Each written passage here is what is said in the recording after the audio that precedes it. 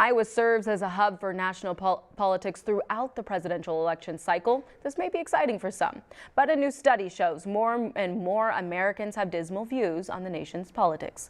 Local 5's Connor O'Neill joins us now to break down the data. Connor? Larissa, we're talking about a new study from the Pew Research Center, which reports nearly 2/3 of Americans saying they always or they often feel exhausted about thinking politics. But the question is, why? Most hear the same topics over and over and over again, and I think instead of having political speaking points, we need to just make connections. It may be the same topics leading to political burnout, or it may be that 63% of Americans surveyed by the center say the current presidential candidates running for the White House next year are underwhelming.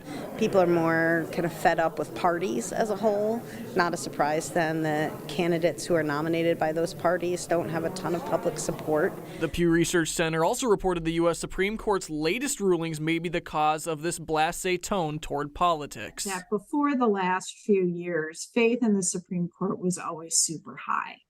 And now there has been considerable loss of faith in and confidence in the Supreme Court. Unauthorized leak of the Dobbs opinion, and then the Dobbs opinion itself, and then, as they've continued to face ethics inquiries. Partisan polarization remains another factor leading to political burnout, with the center reporting that more than 8 in 10 Americans say Republicans and Democrats are more focused on fighting each other than on solving problems. There's a lack of compromise, collegiality, and an overwhelming amount of name calling and divisiveness. However, this survey details only a small sample size, and there are still many Americans invested in politics, especially in Iowa. Political burnout's real. I'm not going to lie, it's definitely a thing, but I think college students and my generation particularly are ready to keep fighting. Connor O'Neill, Local 5 News.